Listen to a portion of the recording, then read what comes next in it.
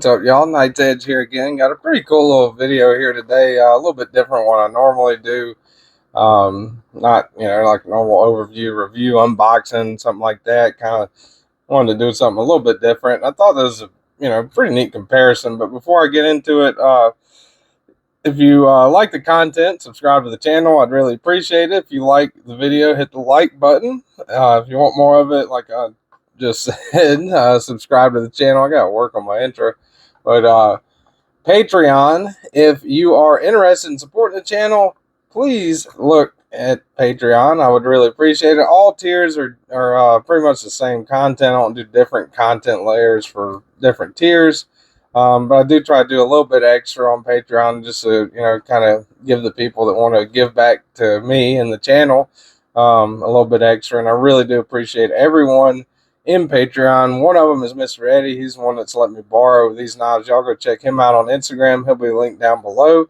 Mr. Eddie _411 on Instagram. But yeah, that's pretty much it with the plugs and everything. So thank you guys for listening to me do that. So today, what I have a little bit different. This is the XM-24 Hinderer and the Hinderer knives XM-18. So what we're going to do, see if I can work just a little bit of magic here. All right, that's better, right? Didn't see that coming, huh? Maybe you did. I don't know. I'm kind of corny sometimes. Put the Hinderer logo up here because I am doing a Hinderer size comparison. Battle video versus whatever you want to call it. These are two very similar knives. Hinderer XM-24 and its little brother, the Hinderer XM-18. I'm not 100% sure on which one came out first. My guess would be the XM-18, but I'm not 100% sure. This is a 3.5-inch variant on the XM-18, and I don't know if they do any other variants on the XM-24. It's just big. So yeah, we're going to do a little size comparison here. Similarities are infinite on these two, right? I have not. I've looked for differences. I can't really tell any differences on them for whatever hardware, and the only differences are the actual sizes, right? So what I would compare it to, and one of the things I do, or I try to do in my size comparison videos anyway, is I use knives that are very similar, while you guys are probably bored of seeing them over and over again. Paramilitary 2, Para 3, right? It's essentially the same knife, maybe subtle small differences, but same ergonomic line, same blade, everything, just size down, right? So yeah, that would be kind of how the category that I would put the XM-24 and the XM-18 in. Rat Model 1, right?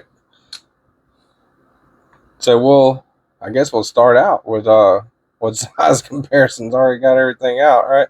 So Rat Model 1 against XM-24 and XM-18, Rat Model 2, right? So Rat 2 is definitely smaller than both, for sure. But, you can really tell the size difference when you swap them around, right? Especially, you put up the Rat 2 against the XM-24. Definitely a huge knife, no doubt about it. We'll go ahead and get out did size comparisons a little early. I guess we'll do things in reverse today. Why not? Get out the tape measure. Now, I do have individual reviews on these two. Actually, the XM-24 is the very first knife that I reviewed. So, overall, and it's probably a horrible review. You want to go watch it. I haven't rewatched it since I've done it. I've been kind of staying away from that. But this is the very first knife review I did. So, take it easy.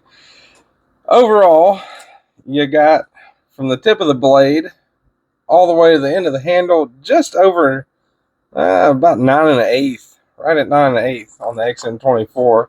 XM-18, what you got here is just over 8 1/8. So overall, an inch bigger. What she said. So you look at the blade length overall. If you go all the way back, and I'm going to go to where the handle, the scale meets up with the choil right there. So that's where I'm going to. That's what I would call on these overall blade lengths. You're looking right at 4 and just over, right between 4 1/8 and 4 1/4, I would say. Oh, 4 and 3/16 maybe. Now, if you look at the XM-18, go from the tip of the blade all the way to the same spot right there. You're looking right at 3 3/4. All right, so a little over a I don't know, what was that, quarter of an inch, 3/8 of an inch or so difference between both of them. Overall blade length, cutting edge difference, you're looking at right at 3 5/8 cutting edge on the XM-24. XM-18 overall cutting edge, you're looking right at 3 1/4. All right, so definitely some big differences there. We'll go ahead and do blade stock thickness. Zero these out will probably help. Blade stock thickness, XM-24, 181 thousandths. Blade stock thickness, XM-18, 160. Let's see. Let me make sure. 163 thousandths. Behind the edge, same spot. I'm trying to get them as close as I can. All right, so behind the edge thickness, XM-18, I got 32 thousandths right there. Behind the edge thickness on the XM-24, got 33 thousandths, so right at pretty close to the same on that. Handle thickness, XM-24, 0.58, almost 0.6 of an inch. 0.52, so proportionately smaller, but nowhere near small, right, on the handle thickness. I'd say overall, for both of them, for the sizes, the differences, with ratios, proportionally, they feel just fine. You definitely got some heft in it for sure. All right, so we'll go ahead and do weight. In case you're considering carrying one of these bad boys here, I would definitely not consider either one of these two like swimming trunk carries, gym short carries, pajama carries, nothing like that. So we're going to go XM-18. Now this is the one with the G10. This is some kind of fancy brownish, I don't know, brown G10 or something. 5.6 inch, 5.6 ounces, well over the ounce-inch ratio. That's XM-18's 5.6. XM-24, 7.6, 2 ounces heavier on the big guy. Definitely in my mind, a blue jeans, work pants, something like that type carry for sure. Hardware check, a dime, flathead, anything you can use to undo that pivot there, which is awesome. Tri-way pivot system on both of these. I believe, XM-24 offers a tri-way pivot system. These are available in all kinds of different steels. MagnaCut S45N seems to be the most common nowadays, but the XM-24 is not quite as readily available. So I just thought I'd throw that in there right in the middle of specs, right? Totally not the right time to put that in there. This is a T8, all right. It seems loose. We'll go up in size. Next size up, be a T10. No? Alright, so T8. Yeah, T8. Alright, it's moving. T8. Alright, so T8 on the body screws. And this, I think, it must be a T6. That's crazy. Yeah, T6. Huh, on that lock bar screw. That's crazy. All right, so in order totally disassemble this thing, you're going to need a flathead, right? T8 for the body screws, 1, 2, 3. Are captive, it looks like, so that's cool. So a flathead, a T6, a T8, and a Phillips head. Phillips head on the clip, which they do offer tip up or tip down. They don't offer left or right handed, but they do offer tip up, carry, or tip down. So you can take that tab out and put it here, take the clip off, take the tab out, put the tab here, the clip here, and you can swap it over if you prefer one means of carry over the other, right? And the XM-24 is the same way. So that's a good thing. Titanium on the handles, detail on the scales on these two particular. They do offer multiple different, all kinds of options as far as anodized hardware.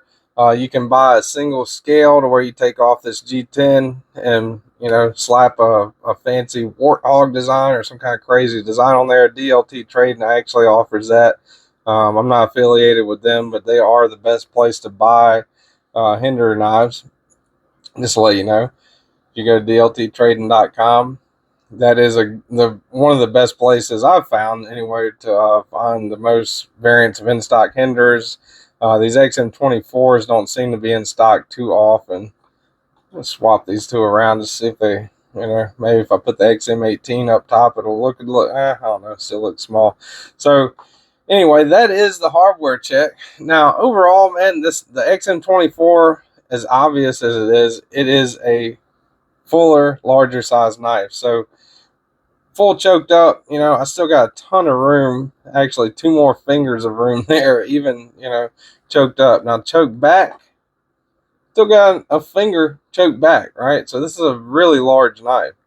No doubt about it. Really heavy knife, really, really large for a pocket knife. What I would consider an XL knife for sure. I would consider this one a large knife. Choked back on this one. You got a little bit of room there.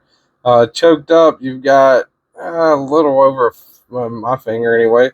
I wear a large size glove. I think I have average size hands, I guess. So just take that for what it's worth, I guess. I got a little bit of jimping up here. Choked back, that helps a lot. Choked up, you still kind of feel it a little bit right there, but you're sliding up on that spine. No issues there. Everything's pretty well rounded, actually on this. Let's see, back here, definitely still on the jimping, choked up. I'm mostly on the jimping. My thumb's, fingerprint area, I guess, my thumb is kind of getting a little on the unjimped part of the spine, but it's not, really uncomfortable at all. You definitely, on both of these, you feel locked in, solid, without a doubt. Deployment on both of them, it's a frame lock,